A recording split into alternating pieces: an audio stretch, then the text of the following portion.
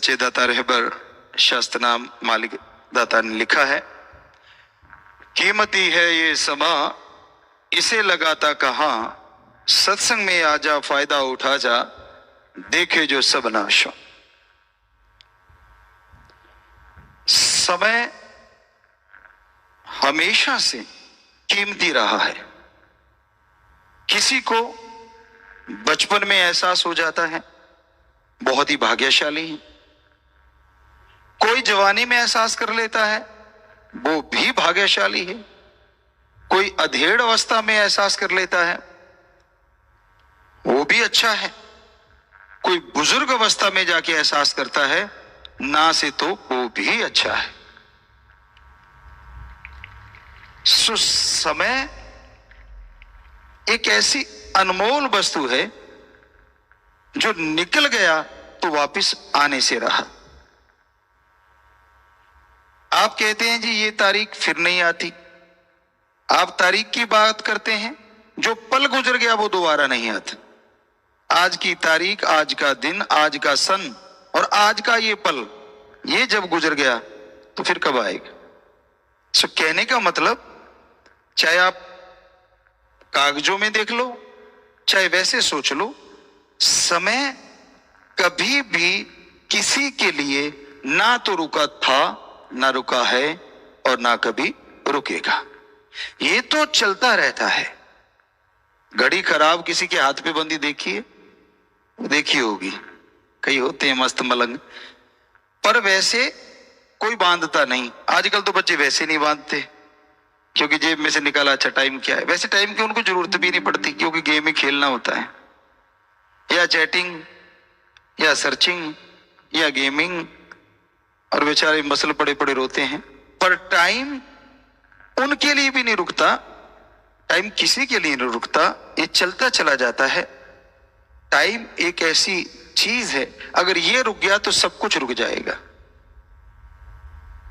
पर मनुष्य एक ऐसा जीव है जो इस टाइम के साथ चल सकता है। चल तो और भी सकते हैं पर उनको इतनी अकल ही नहीं है कि वो समय के अकॉर्डिंग चल सके।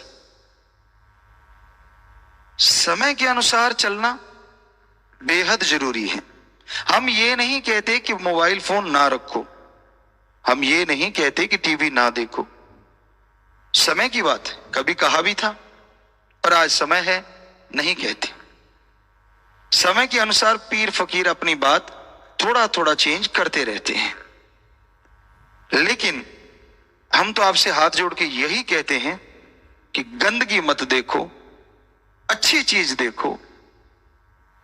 सीखना है तो इन्हीं डिवाइस पे बहुत कुछ सीखा जा सकता है, बड़ी तरक्की की जा सकती है और बहुत कुछ कमाया भी जा सकता है। लेकिन आप गवाते ज्यादा हो, कमाते कम हो। कंटिन्यू छोटे छोटे बच्चे गेम खेल रहे हैं, क्या गवा बैठते हैं, आंखें उड़ जाती, बड़े बड़े चश्मे मोटे मोटे आंखों पे आ जाते हैं। पिछली बार बच्चों ने बताया था MSJIT विंग वालों ने कि शायद कोई ऐसी ऐप आ गई है कि पेरेंट अगर उसको उसमें डाल दें, बच्चे जो छोटे हैं तो वो अगर मोबाइल देखेंगे तो आपको पता चलेगा कितना टाइम उन्होंने देखा और क्या क्या देखा। और यही नहीं, उनको लॉक भी कर सकते हैं आप कि ये चीजें ये कभी नहीं देखेंगे।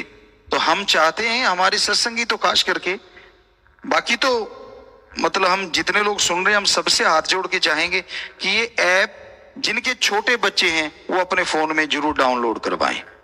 हम उनकी कोई मशहूरी नहीं कर रहे, हम उनके कोई ब्रांड एम्बेसडर नहीं है ऐप वालों के, लेकिन हमारा कहने का मतलब ये है कि आपका बच्चा बचपन में ही जवान ना हो जाए। समझदार को इशारा काफी है, क्योंकि बचपन की जवानी घातक होती है, जवानी जब आए तभी सही है। बचपन में वो उनके नॉलेज के लिए नहीं है। हमारे हिंदू धर्म में 25 साल रखे हुए थे ब्रह्मचर्य का सख्ताई से पालन, उनको पता ही नहीं होता था इन चीजों का। गुरुकुल में ऐसी चीजें होती ही नहीं थी, सिर्फ पढ़ाई, शरीर को बनाना, दिमाग को बढ़ाना, ये चीजें वहां सिखाई जाती थी। बड़ों का सत्कार करना, इंसानियत का पाठ पढ़ाना, इज्जत सत्कार के साथ जीना और सह सम्मान जीने की शिक्षा देना और दूसरों का भी सम्मान करना, ये चीजें सिखाई जाती थी 25 साल तक। अगले 25 साल होते थे जो घर गृहस्थ के लिए होते थे, लेकिन वो जो पहले 25 साल है, हमने एक जगह ये भी पढ़ा कि जब बच्चों की शादी तक रख दी जाती थी तो उसमें उस गृहस्थ जिंदगी की ट्रेनिंग के लिए भी 2-3 महीने होते थे, उनको सब समझाया जाता था। गजब है, कमाल है, क्योंकि बहुत से लोग इससे अनजान होने की वजह से भी बीमारियों का खरीद लेते हैं, बीमारियों का घर बन जाते हैं। तो ये जरूरी है कि आप उस ऐप को जरूर डाउनलोड करें, अगर है तो। वो पिछली बार जिक्र चला था, उसका नाम क्या है, अगर पॉसिबल हो। वैसे बाहर कोई और आदमी अगर ये चीज कहे तो शायद कंपनी वाले से पहले कांटेक्ट करेगा, भी तेरी ऐप का मैं नाम लेने जा रहा हूं, बोल मुझे क्या देगा। तो कह रहे हैं कि बहुत सारी ऐप्स हैं, लेकिन फिर भी जो अच्छी हो, जिनमें कि वो लॉक भी किए जा सके, चैनलों को लॉक कर सके माँ बाप कि ये चैनल बच्चा खोल ही नहीं सकता। समय है, ये समय को संभालना माँ बाप का फर्ज है। अपना कल्चर एक अलग है पूरे वर्ल्ड से, और नंबर 1 है हमारी संस्कृति, नंबर 1 है। हमने समाज को, पूरी दुनिया को अपना कल्चर सिखाना है, हमने उनके कल्चर में खो के गंद नहीं बनना। कभी ऐसा जमाना भी था जब लोग हमारे देश में पढ़ने आया करते थे, शायद यहां तक हमें याद है, 100% श्योर नहीं, शायद नालंदा यूनिवर्सिटी में विदेशों के बच्चे पढ़ने आया करते थे। जैसे आजकल वाले आज्ञा लेते, मैं कनाडा चला जाऊं, मैं यूएसए चला जाऊं, मैं फलां जाऊं, तब वहां के कहते थे क्या मैं भारत चला जाऊं, इतना मुश्किल होता रहा। हमारा रुपया उनके डॉलर से बहुत ज्यादा आगे था, इसीलिए सोने की चिड़िया कहा जाता था। तो वो सोने की चिड़िया बनाने वाले वंशज तो हम लोग ही हैं, ये तो वो हमारे ही वंशज।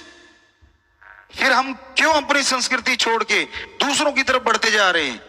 आप याद रखिए, पूरा वर्ल्ड एक दिन हमारी संस्कृति का कायल होके रहेगा। उनको चाहिए शांति, आत्मिक शांति, जो वो अशांत होते जा रहे हैं, और आप उनको फॉलो कर रहे हैं और वो ढूंढ रहे हैं मेथड ऑफ मेडिटेशन। हमारा गुरु मंत्रा जिसका नाम मेथड ऑफ मेडिटेशन है, जिसे कलमा नाम शब्द, अलग अलग धर्मों में अलग अलग नाम, वो उसकी तरफ आ रहे हैं और हम उनकी गंदगी की तरफ जा रहे हैं। हमारे बच्चे बहुत सारे, बड़े दर्दनाक चीज है ये। पूरा वर्ल्ड कायल है हमारी संस्कृति का। तो ये आप मानो ना मानो, एक दिन ऐसा आने वाला है, क्योंकि शांति मिलेगी तो हमारे संत पीर पैगंबरों के बताए हुए मार्ग से मिलेगी, और कहीं वो लटकता हुआ आम अमरूद का पेड़ नहीं है, यहां से तोड़ के कोई खा लेगा और आत्मिक शांति आ जाएगी या पीस ऑफ माइंड आ जाएगा। ऐसा हो ही नहीं सकता।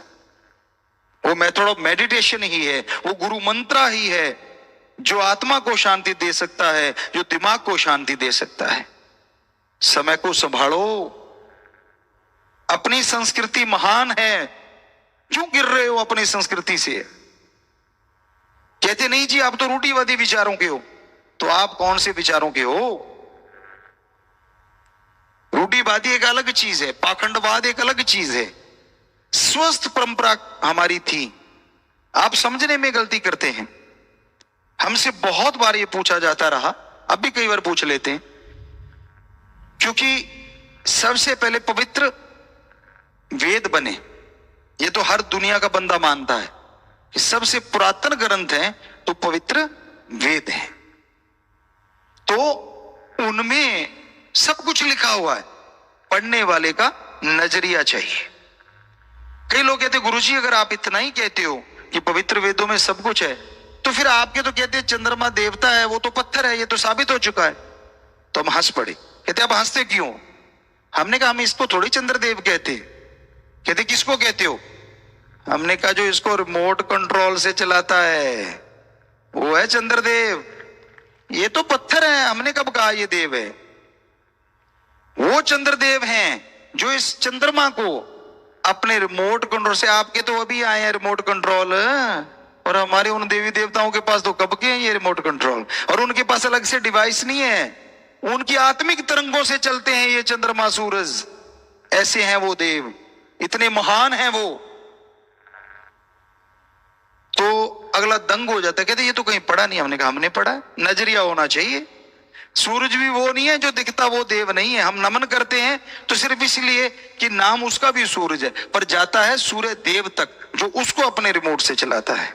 और इन सब देवी देवताओं को रिमोट से चलाने वाले, आत्मिक तरंगों से चलाने वाले 3 महादेव हैं। वो आप जानते हैं, ब्रह्मा विष्णु महेश महादेव तीनों। और उनको कंट्रोल करने वाले हैं ओम, सबसे बड़ी पावर जिसने सब कुछ बनाया है। तो हमारा तो ये सार है, हमारे अकॉर्डिंग हम किसी धर्म की कांट छांट नहीं कर रहे, हम किसी को बुरा नहीं बोल रहे।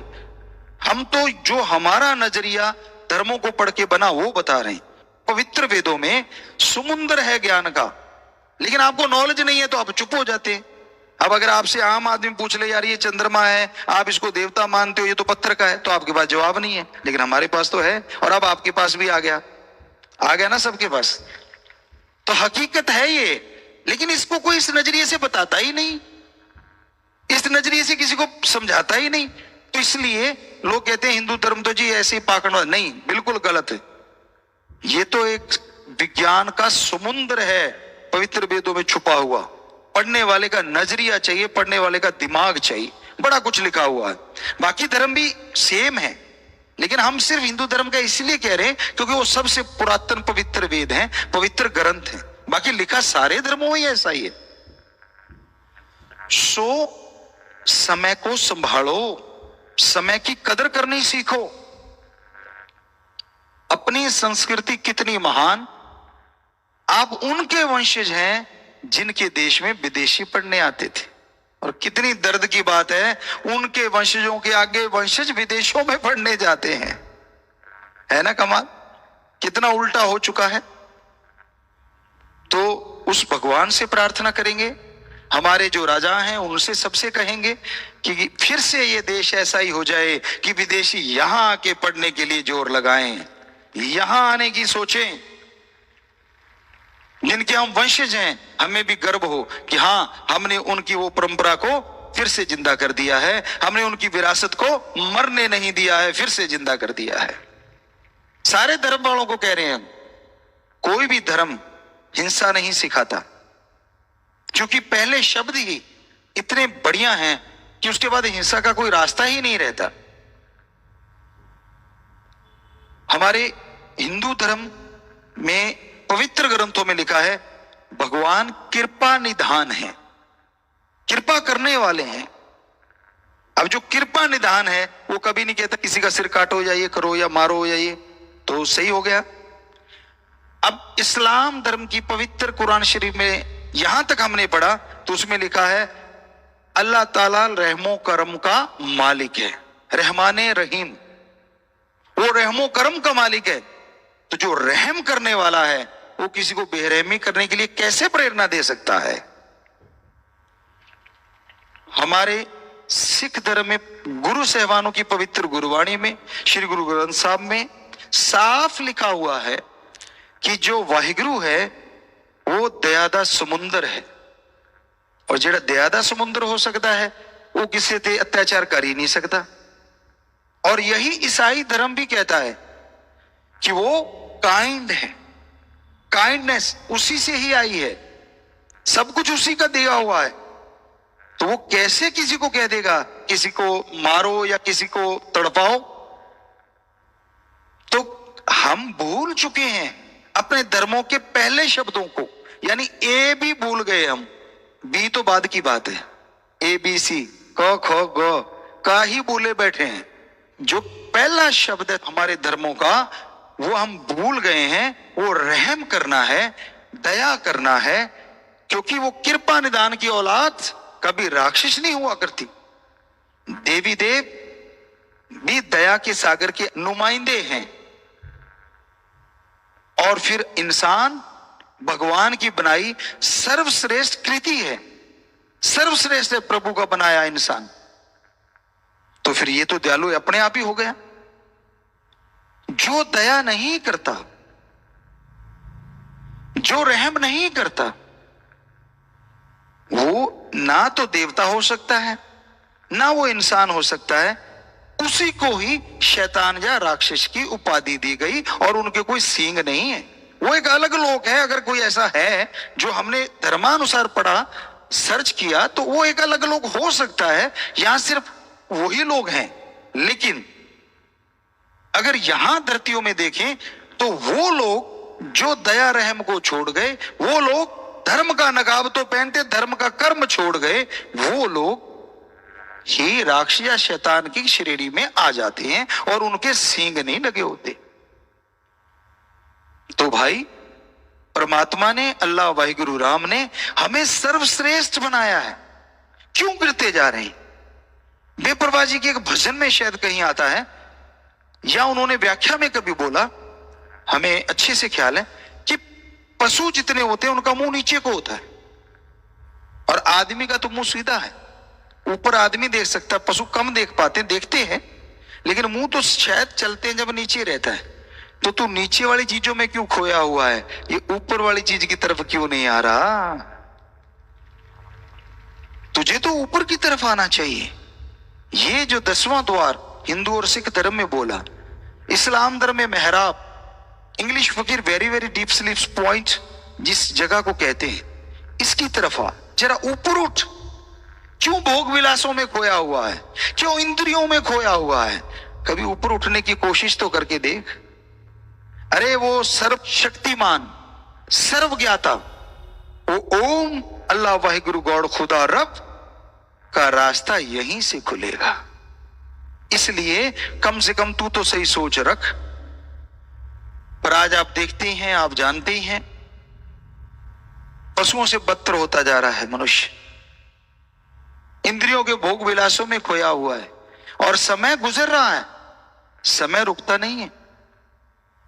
गुजरने का मतलब, दूसरे शब्दों में कहें तो जीवन बीत रहा है, यह कहीं रुकने वाला नहीं है। कहीं ऐसा ना हो समय गुजर जाए।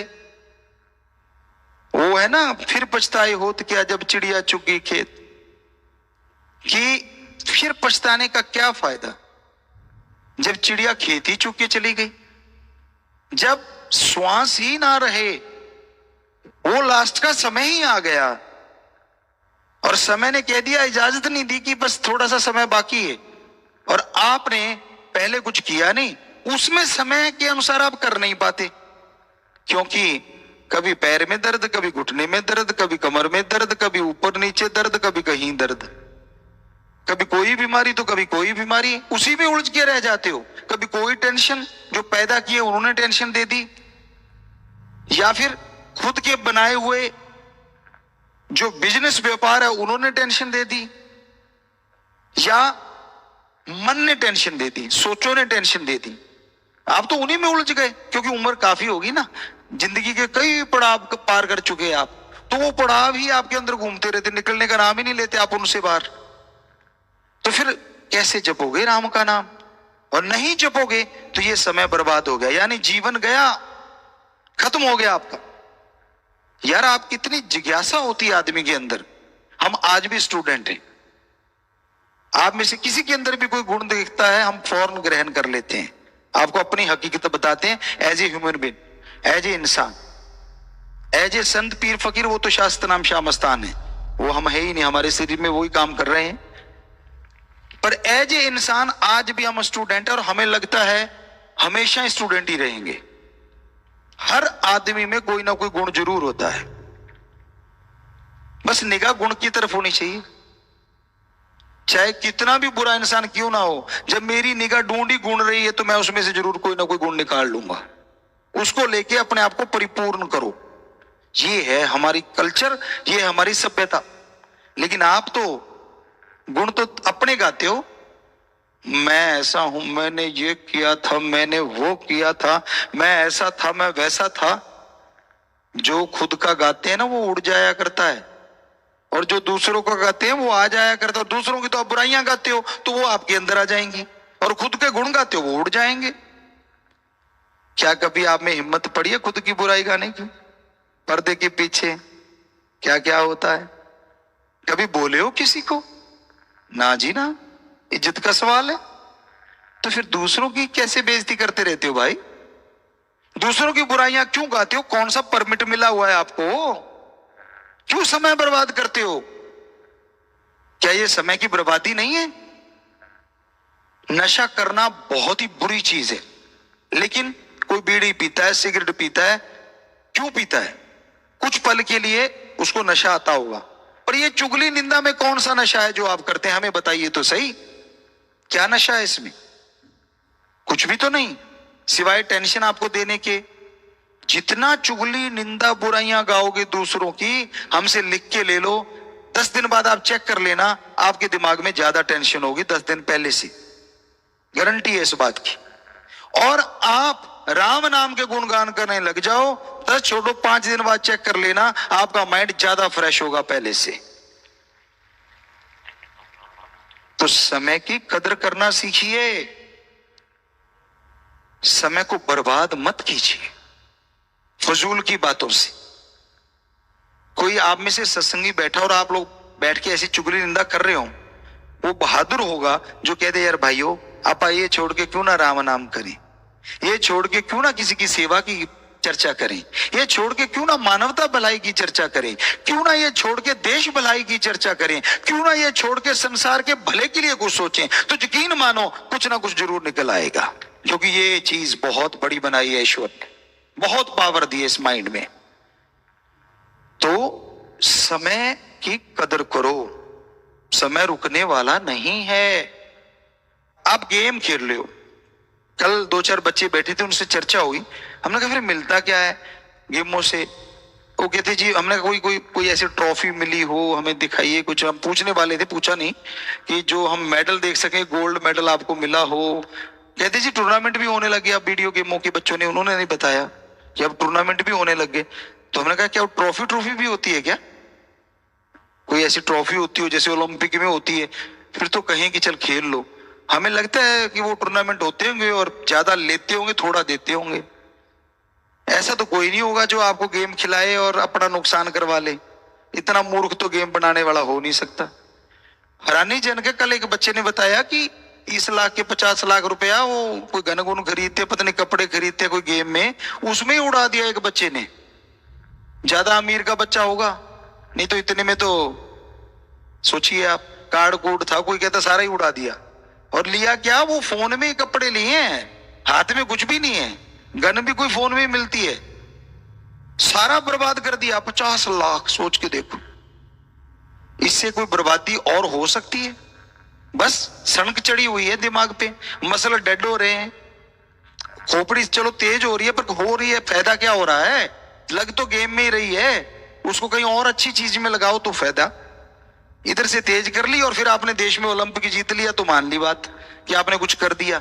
हम नहीं कहते गेम ना खेलो, कोई बात नहीं, कभी थोड़े समय के लिए एंजॉय आप कर लीजिए, लेकिन ये क्या हुआ कि सारा दिन ही उसी पे लगे हुए और बच्चों को भी उसी में उलझा रखा है। तो ये समय से बर्बादी का इससे बड़ा कोई और कारण हो ही नहीं सकता।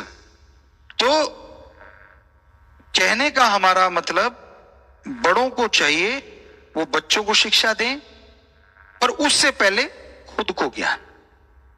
जो अपने आप को ज्ञान दे लेता है ना, वो दूसरों को ज्ञान दे सकता है। आपको पहले भी एक बात सुनाया करते थे, आज बाई चांस ख्याल में आ गई।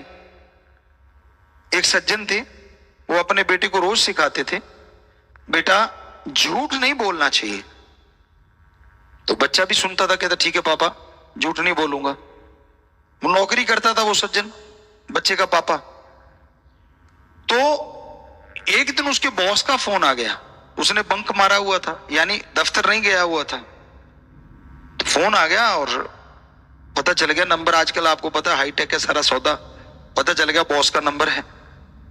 तो घरवाली को कहता है बॉस का नंबर है, कह देना मैं तो घर में ही नहीं हूं, मेरे से बात करना चाहेगा? बच्चा बैठा देख रहा है, जिसको मास्टर जी बन के सिखा रहा था झूठ नहीं बोलना चाहिए, कह रहा अच्छा मेरा हेड मास्टर क्या कर रहा है। तो उसकी घरवाली फोन उठाती है, वो बॉस पूछता है भी मैंने उससे बात करने आया क्यों नहीं? कहते जी वो तो घर में ही नहीं है। कहता अच्छा कहाँ गया है? कहते जी कोई काम गया हुआ। फोन काट दिया। कुछ नहीं, नॉर्मल सी बात लगती है। लेकिन बच्चे ने, स्टूडेंट ने सीख लिया कि ये बोलने में अच्छी चीज है कि झूठ नहीं बोलना चाहिए, पर जब जरूरत पड़े ठोक दो, कोई हर्ज नहीं, क्योंकि हेडमास्टर साहब ने ठोक दिया। तो ये आप ही तो सिखा रहे हो ना अपने बच्चों को, नहीं सिखाते? होता है ना ऐसा। हम तो हकीकत बोलते हैं, झूठ तो बोलते ही नहीं, ना कभी बोले थे ना बोले।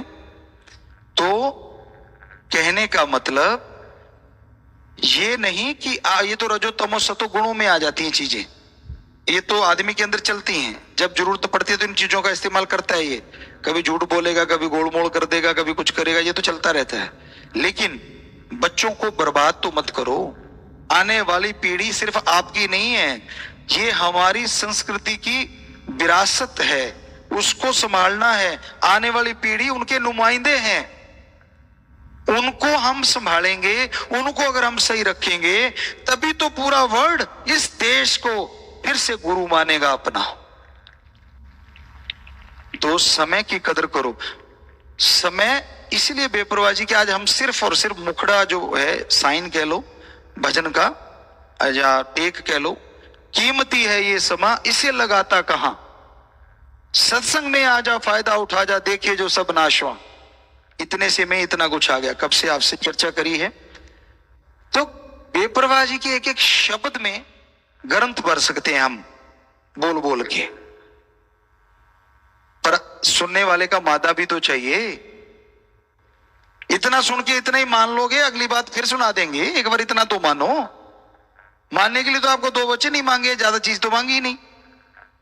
और जो नए भाई सुन रहे हैं, एक ही बात वो मान ले, सिर्फ एक ही चीज कि जहां भगवान ना हो वहां पे बुरा कर्म कर लेना, और यहां भगवान हो वहां अच्छा ही करना है, कभी बुरा कर्म ना करना। बस एक बात माने, दूसरी बात ही नहीं मांगते। पर आपको थोड़ा सा बता दें, वो खस्म आपके अंदर है। जब कुंडी लगाओगे अंदर हो तो आपके अंदर है, अंदर से कैसे निकालोगे? तो कहा नहीं है, फिर क्या कैसे करोगे बुरा कर्म? मांगी एक ही चीज है, देखो ज्यादा तो हमने मांगा नहीं। पीर फकीर संतों का तो काम ही ये होता है सच बताना। सच कड़वा होता है, वो तो अब सारी दुनिया जान गई। सच बोलने के लिए जिगरा चाहिए, और ये शास्त्र नाम शाह मस्तान साईं जी ने ऐसा जिगरा दिया है। सच बोलते थे, बोल रहे हैं और बोलते रहेंगे। हो ही नहीं सकता कोई हमें सच बोलने से रोके। सच तो बोलेंगे ही बोलेंगे, और जो सच है। और आज आपको एक ही पाठ पढ़ाया है कि हमारी संस्कृति बहुत महान है। हम जिनके वंशज हैं, उन्होंने पूरी दुनिया को झुका दिया था इस देश के लिए। तो आज हम सबसे आह्वान कर रहे हैं, आप लोगों से, आम जनता से भी, राजा महाराजाओं से भी, सभीयों से, कि बस इतना सा कर दो, जो मर्जी करो आप अपने अकॉर्डिंग करो। लेकिन काश वो समय फिर आ जाए, कनाडा के लोग कहें भारत में जाके पढ़ना है, भारत में जाके सीखना है, ऑस्ट्रेलिया, यूएसए, सब दुनिया कहे वहां से सीख के आना है, तो मजा आ जाए। नाम चाहे आप अपना ही कर लो, किसी का कर लो, क्या फर्क पड़ता है? क्योंकि सारे उसी के वंशज हैं, हम सारे के सारे। नाम तो उसी का होना है, उस ओम का, उस राम का, अल्लाह वाहिगुरु गॉड खुदा रब का, क्योंकि हम उसी की औलाद हैं। आज का हमें लगता है लेसन काफी लंबा भी हो लिया आपके अकॉर्डिंग, और मानने के लिए आपको थोड़ी सी चीजें ही बताई हैं। बस समय की कीमत करो, समय की कीमत को पहचान।